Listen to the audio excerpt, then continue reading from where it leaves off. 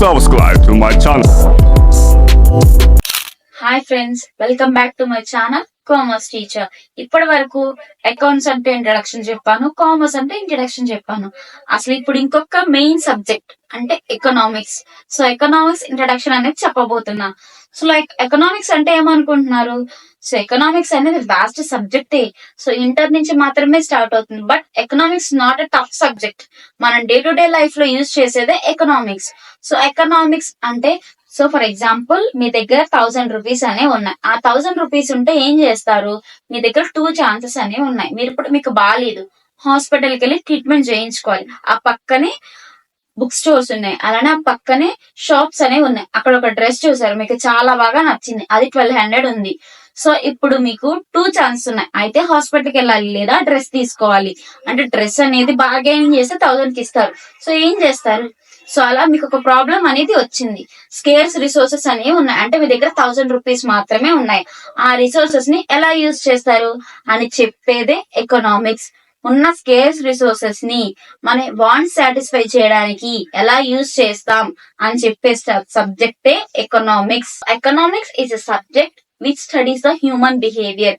Human అనే వాళ్ళు తనకు ప్రాబ్లమ్స్ వచ్చినప్పుడు, తన వాంట్స్ అనేవి ఉన్నప్పుడు ఎలా సాటిస్ఫై చేసుకుంటారు అని చెప్పేదే ఎకనామిక్స్.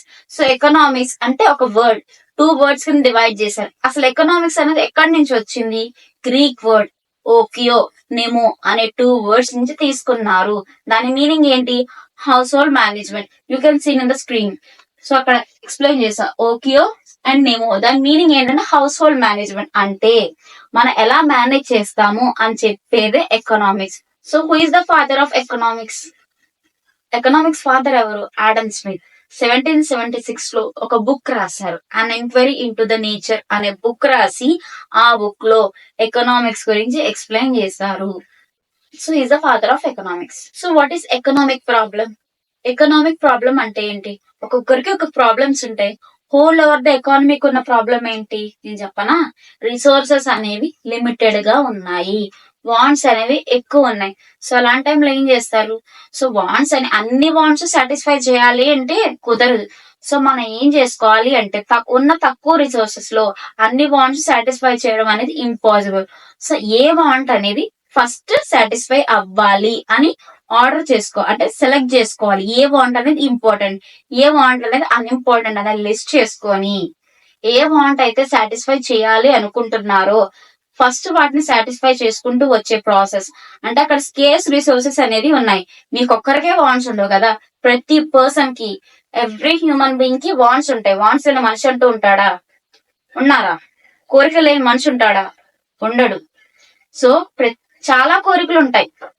కోరికలు ఎందుకు వస్తాయి? అవసరాన్ని బట్టి వస్తాయి. ఆ అవసరం మంచిదైనా అవ్వచ్చు, చెడ్డదైనా అవ్వచ్చు, ఇంపార్టెంట్ అవసరం అయినా అవ్వచ్చు, అన్ఇంపార్టెంట్ అయినా అవ్వచ్చు. ఇప్పుడు మనం ఏం చెయ్యాలి? వచ్చాయి వాంట్స్ అనేవి ఉన్నాయి, కోరికలు అనేవి ఉన్నాయి. ఏం చెయ్యాలి? ఏదైతే ఇంపార్టెంట్ మీకు అనిపిస్తుందో ఆ ఇంపార్టెంట్ వాంట్ ని మాత్రమే మనం సాటిస్ఫై చేసుకోవాలి. అది ఉన్న రిసోర్సెస్ లో ఎంత మంచిగా అయితే అంత మంచిగా మనం ఆ రిసోర్సెస్ అనేది యూజ్ చేసుకొని వాంట్ అనేది సాటిస్ఫై చేసుకునే ప్రాసెస్ ని ఎకనామిక్ ప్రాబ్లం అంటాం. సో ట్రెడిషనల్ గా ఎకనామిక్స్ అనేది 5 టైప్స్ కింద డివైడ్ అయింది. Production, distribution, exchange of goods and services, వీటి కింద డివైడ్ అయింది. బట్ మోడర్న్ ఎకనామిక్స్ ఎలా డివైడ్ అయింది? 2 టైప్స్ కింద. అవి ఏంటి అనుకుంటున్నారు? Micro and macro. Micro economics, micro economics. ఇవి కూడా ఆడమ్ స్మిత్ చెప్పారు. సో డెఫినిషన్స్ అనేవి చాలా ఉన్నాయి ఎకనామిక్స్ కి. Wealth definition, welfare definition, Jacob definitions, ఇలా చాలా ఉన్నాయి. బట్ ఇప్పుడు ఎకనామిక్స్ లో 2 టైప్స్ అని చెప్పా కదా. First one micro economics, second one macro economics. So Ragnar Frisch అనే పర్సన్ ఈ మైక్రో ఎకనామిక్స్ ని, మ్యాక్రో ఎకనామిక్స్ ని ఫ్రేమ్ చేశాడు. He is the student of Oslo university. France లో ఉన్న యోస్లో యూనివర్సిటీలో ఇతను స్టూడెంట్ అనమాట. సో అతను ఏం చెప్పారు? మైక్రో ఎకనామిక్స్ అంటే ఏంటి, మైక్రో ఎకనామిక్స్ అంటే ఏంటి అనే కాన్సెప్ట్స్ ని ఫ్రేమ్ చేశారు. First learn what is micro economics. So micro economics అనేది మైక్రో అనే వర్డ్ గ్రీక్ నుంచి తీసుకున్నారు. అంటే అర్థం స్మాల్, చిన్నది అని అర్థం. అంటే మీనింగ్ ఏంటంటే ప్రతి ఇండివిజువల్ కి ఉన్న ప్రాబ్లం ఏంటి అని స్టడీ చేసేదే మైక్రో ఎకనామిక్స్. మీకు ఒక ప్రాబ్లం ఉండొచ్చు, ఇంకొకరికి ఇంకో ప్రాబ్లమ్స్ ఉండొచ్చు. సో మైక్రో ఎకనామిక్స్ ఏం చేస్తుంది అంటే మీ దగ్గర ఉన్న ప్రాబ్లం ఏంటో తెలుసుకుంటది, పక్క వాళ్ళ దగ్గర ఉన్న ప్రాబ్లమ్స్ ఏంటో. ప్రతి ఇండివిజువల్ కంట్రీలో ఉన్న ప్రతి ఇండివిజువల్ కి ఉన్న ప్రాబ్లమ్స్ ఇండివిజువల్ గా తెలుసుకునే ప్రాసెస్ ని మైక్రో ఎకనామిక్స్ అంటారు. సో మైక్రో ఎకనామిక్స్ అంటే ఇండివిజువల్ గా గానీ స్మాల్ గ్రూప్స్ గా గానీ స్టడీ చేసే ప్రాసెస్ ని మైక్రో ఎకనామిక్స్ అంటారు. దీన్ని ప్రైస్ థియరీ అని కూడా అంటారు. సో ప్రైస్ థియరీ ఎందుకు అంటారంటే డిమాండ్ ని, ఇండివిజువల్ గా ఉన్న డిమాండ్ ని, ఇండివిజువల్ గా ఉన్న సప్లై ని స్టడీ చేసి ప్రైస్ ని అలొకేట్ చేస్తుంది కాబట్టి దీన్ని ప్రైస్ థియరీ అంటాము. So second one is micro economics. Micro అంటే లార్జ్ అని అర్థం. ఇది కూడా గ్రీక్ వర్డ్, గ్రీక్ నుంచి వచ్చిన వర్డ్స్. సో లార్జ్ అని అర్థం అంటే ఏంటి? సో ఇండివిజువల్ గురించి స్టడీ చేయదు, హోల్ ఎకానమీ గురించి స్టడీ చేస్తుంది. ఆ హోల్ ఎకానమీ గురించి స్టడీ చేస్తుంది కాబట్టి దీన్ని ఇన్కమ్ అండ్ ఎంప్లాయ్మెంట్ థియరీ అంటాం.